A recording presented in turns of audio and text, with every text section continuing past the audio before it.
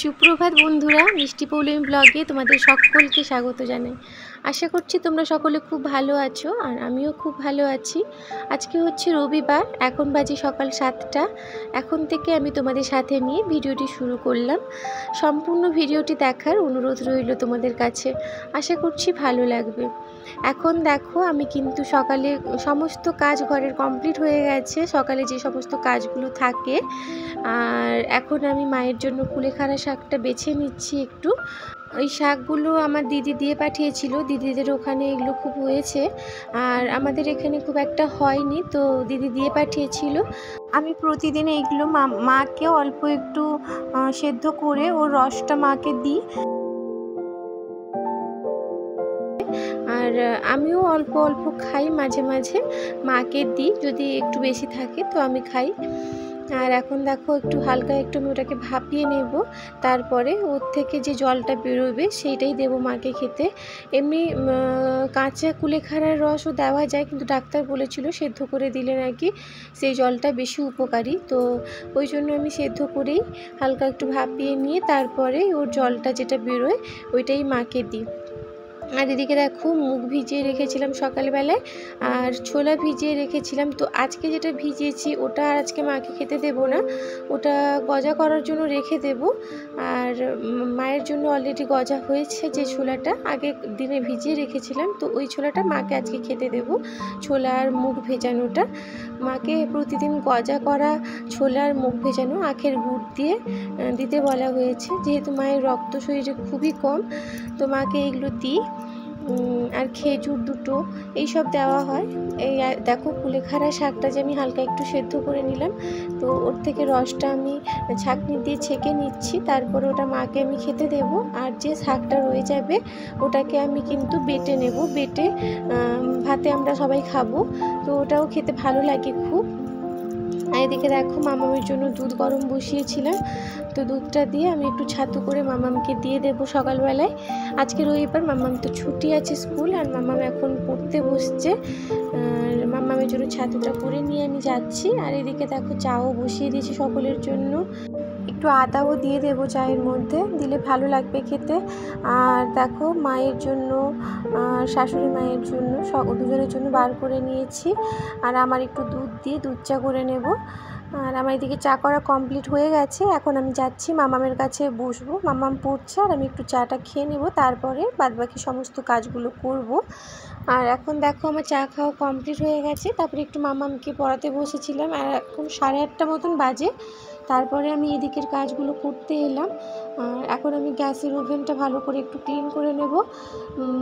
মাকে আর বাবাকে কিন্তু আমি চা বিস্কিট দেওয়ার পরে তারপরে আমার মাকে ছোলা মুগ ভেজানোটা দিয়ে দিয়েছি, আর শ্বশুরমশাইয়ের জন্য রুটি করেছিলাম, তো রুটি আর তরকারি দিয়ে দিয়েছি, বাবা খাচ্ছেন।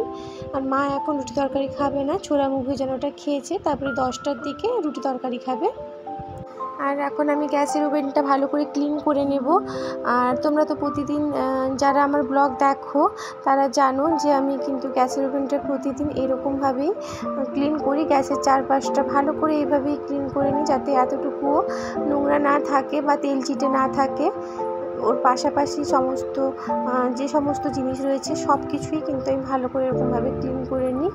আর এখন দেখো, ফার্স্টে ভেজা কাপড় দিয়ে ওটা মুছিয়ে নেব, তারপরে আবার শুকনো কাপড় দিয়েও গ্যাসের ওভেনটাকে মুছিয়ে নেব, কারণ জলের স্পট একটা থেকে যায়।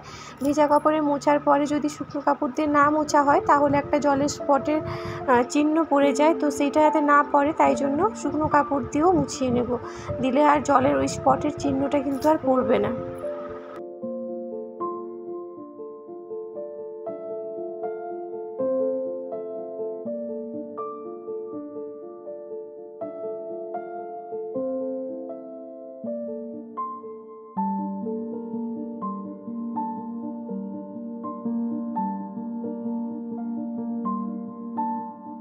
আর এদিকে আমার কিন্তু সম্পূর্ণ গ্যাসের ওভেন আর গ্যাসের ওভেনের চারপাশে কিন্তু ভালোভাবে পরিষ্কার পরিচ্ছন্ন করা কমপ্লিট হয়ে গেছে।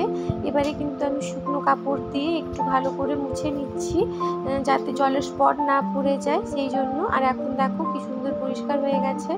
দেখো, আমার কিন্তু গ্যাসের ওভেন মোছার পরে কিন্তু আমি এখন বেসিনটা ক্লিন করে নিচ্ছি ভালো করে, মানে বেসিনের চারপাশটাও আমি কিন্তু ভালো করে পরিষ্কার পরিচ্ছন্ন করে নেব। আর আমাদের জলে এত বেশি আয়রন রয়েছে, মানে বলার আর নেই কিছু, মানে প্রচণ্ড আয়রন জলে। মানে জলটা যদি কোনো একটা পাত্রে যদি একদিন ভরে রাখা হয় তাহলে সে জায়গাটা পুরো লাল হয়ে যায়, এতটাই জলে আয়রন রয়েছে। এই জল আমাদের খাওয়া হয় না কখনো। আমাদের কেনা জল আসে, আর আমার শাশুড়ি মা কেনা জলটা খেতে অত পছন্দ করে না, তো আমি তারা পাম্প থেকে ওই জন্য জলটা সবসময় নিয়ে আসি। শাশুড়ি মা আর আমি ওই তারা পাম্পের জল খাই, আর বাদবাকি ঘরের সকলে কিন্তু কেনা জলই খায়। আর এদিকে দেখো আমার ভালো করে বেসিনটা ক্লিন করা কমপ্লিট হয়ে গেছে। আমি ভালো করে ঘষে মেজে পরিষ্কার করে নিয়েছি। জলের আয়রন এত বেশি পড়ে যায় বেসিনে, মানে প্রতিদিন মাজার পরেও কিন্তু জল যে প্রতিনিয়ত খোলা হচ্ছে ওখানটা, তো ওখানে একটা লাল স্পট সবসময় পড়ে যায়। ওই জন্য একটা দিনও কিন্তু মিস করি না, মানে বেসিনটা আমাকে প্রতিদিন দুবার অন্তত মুখ ক্লিন করে নিতেই হয়, তাও কিন্তু জলের স্পট পড়ে যাচ্ছে, এতটা আয়রন রয়েছে জলে। আর এদিকে দেখো আমার ভালো করে ধোয়া মোছা কমপ্লিট। আর এদিকে দেখো আমি বাসন যে সকালে মেজে রেখেছিলাম, তো ওইগুলো টেবিলের উপর রাখা ছিল, ওকে এখন আমি ভালো করে উপর করে রেখে দেব যতক্ষণ না জল ঝরে যাচ্ছে। তো জল ঝরে গেলে আবার ওইগুলোকে যেখানে রাখি তো ওখানে সুন্দর করে গুছিয়ে আবার রেখে দেব। এখন জল ঝরার জন্য এগুলোকে উপর করে রেখে দিলাম। আর সকালের বাসন মাজা আমার সকালেই কমপ্লিট হয়ে গিয়েছিল। আর এখন দেখো আমার সমস্ত বাসন উপর করা কমপ্লিট হয়ে গেছে। আর এদিকে আমি জল আনতেও চলে গেলাম। আমার তারা পাম্প থেকে জল আসে, ওই সামনেই আছে কল, খুব একটা দূরে না। আর এখানে দেখো উনুনের মধ্যে ছাই হয়েছিল, তো ছাইতে ভরে গেছিলো উনানটা, তো উনানটার ভেতর থেকে ছাইটা বের করে ভাতের হাঁড়িতে একটু ছাই দিয়ে ভাতের হাঁড়িটা বসিয়ে দিলাম। আর আজকে একটু আমি স্নান করার আগেই ভাতটা বসিয়ে নিয়েছি, মানে আমার মা বলল যে একটু জল ঢালা পান্তা খাবে, মানে ভাতের মধ্যে জল দিয়ে লেবু চিপে খাবে, ওই জন্য ভাতটা আজকে আগেই বসিয়ে দিয়েছি। তারপরে আমি কিন্তু মাছ এসেছিলো আর মাংস এসেছিলো, তো এগুলো আমি ধুয়ে নিলাম। তারপরে পুজো করাও কমপ্লিট হয়ে গেছে। আর এদিকে দেখো মাম্মাম স্নান করে নিয়েছে, দিয়ে এসে দেখাচ্ছে যে ও নতুন জামা পরেছে।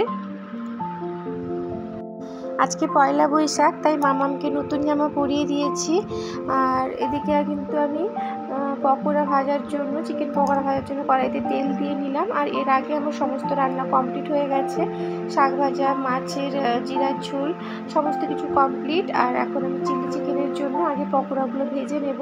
আর মাংসতে কিন্তু আমি আগের থেকে কর্নফ্লাওয়ার, ময়দা, ডিম, আদা রসুনের পেস্ট আর অল্প একটু ভিনিগার আর সয়া সস দিয়েছিলাম, আর লঙ্কার গুঁড়ো, লবণ, এগুলো দিয়ে তাকে ভালো করে কিন্তু অনেকক্ষণ আমি মেখে রেখে দিয়েছিলাম, আধ ঘন্টা 1 ঘন্টা মতন রেখে দিয়েছিলাম। আর এখন আমি পকোড়াগুলো ভেজে নিচ্ছি। আর এদিকে দেখো শাক ভাজা, কুলেখাড়া শাকের বাটা, আর পটল মাছের টক, তেঁতুল টক, আর মাছের জিরার ঝোল, সমস্ত কিছু কমপ্লিট। আর এখন শুধু চিলি চিকেনটা হচ্ছে। আর এখন আমি কড়াইয়ের মধ্যে পেঁয়াজ দিয়ে দিলাম, আর পেঁয়াজগুলো কিন্তু কেটে রাখা ছিল, তো পেঁয়াজগুলো দিয়ে দেবো। আর শাশুড়ি মা ক্যাপসিকামটা ভুল করে একটু সরু সরু করে কেটে ফেলেছিল, তো কিছু হবে না তাতে, ওই পেঁয়াজ আর ক্যাপসিকাম দিয়ে কিন্তু আমি ভেজে নেব। আর তারপরে ওর মধ্যে একটু লাল লাল করে ভাজা হয়ে গেলে আদা রসুনের পেস্টটাও দিয়ে দেবো ওর মধ্যে। আদা রসুনের ঠিক পেস্ট, আদাটা পেস্ট করেছিলাম, রসুনটা অল্প থেতো করে নিয়েছিলাম, তো ওটা দিয়েছি। আর তারপরে কিন্তু ওটা আবার একটুক্ষণ হালকা হাতে ভেজে নেব, খুব বেশিক্ষণ ভাজবো না, অল্পক্ষণ ভাজার পরেই ওর মধ্যে সমস্ত সস আমি অ্যাড করেছি, টমেটো সস, চিলি সস আর সয়া সস, সমস্ত কিছু অ্যাড করেছি। তারপরে একটু লঙ্কার গুঁড়োও দিলাম, কাঁচা লঙ্কা অনেকটা দেওয়া আছে, আর ওই জন্য লঙ্কার গুঁড়োটা কম পরিমাণে ইউজ করলাম। আর মাম্মামের জন্য কিছুটা পকোড়াও তুলে রেখেছি, ও তো এই চিলি চিকেন খুব একটা খেতে পারবে কিনা কি জানি, লঙ্কা হবে হয়তো, ও খেতে পারবে না, তাই জন্য ওর জন্য পকোড়া কয়েকটা ভেজে রাখা তুলে রেখেছি। আর এখন আমি ওর মধ্যে মাংস দিয়ে দেখো একটুক্ষণ নাড়িয়ে নিলাম।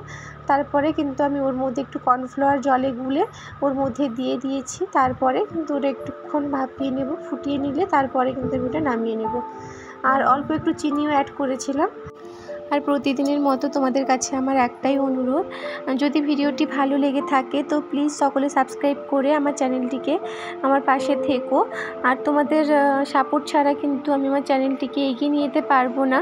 তোমরা সবসময় আমার পাশে থেকো। আর যারা অলরেডি সাবস্ক্রাইব করে দিয়েছো তাদেরকে অনেক অনেক ধন্যবাদ আর অনেক অনেক ভালোবাসা জানাই। আর লাইক কমেন্ট অবশ্যই করো। আর এদিকে দেখো রাত্রে কিন্তু লুচি করেছিলাম, লুচি আর চিলি চিকেন খাওয়া হবে বলে। চিলি চিকেনটা আমি রাতে খাওয়ার জন্যই করেছিলাম, দুপুরবেলায় অনেক তরকারি হয়েছিল আর দুপুরবেলাতে চিলি চিকেনটা খাইনি ভাতের সঙ্গে, ওটা লুচির সঙ্গে খেয়েছিলাম। দুপুরবেলা করে রেখেছিলাম কারণ মামামের পড়াশুনো রয়েছে, মামামের পরীক্ষা আছে, তো রাতে বেশি রান্নার ঝামেলা ওই জন্য রাখিনি, ওই জন্য দুপুরবেলাতেই করে নিয়েছিলাম। আর এখন শুধু রাত্রিবেলা লুচিটা ভেজে নিয়েছিলাম আর লুচি দিয়ে চিলি চিকেনটা খাওয়া হয়ে গিয়েছিল। আজকের ব্লগটা কন্টিনিউ করলাম না, আজকের ব্লগটা এই পর্যন্ত। আর দেখা হবে আবার তোমাদের সঙ্গে নেক্সট ব্লগে। আর আমার এখানে নেটওয়ার্কের প্রবলেম প্রচুর হচ্ছে, ওই জন্য ভিডিও আপলোড দেওয়ার একটু সমস্যা হয়ে যাচ্ছে, দিতে পারছি না ঠিক মতো টাইম মতো, কী জানি কি হয়েছে, প্রচণ্ড নেটওয়ার্কের প্রবলেম হচ্ছে।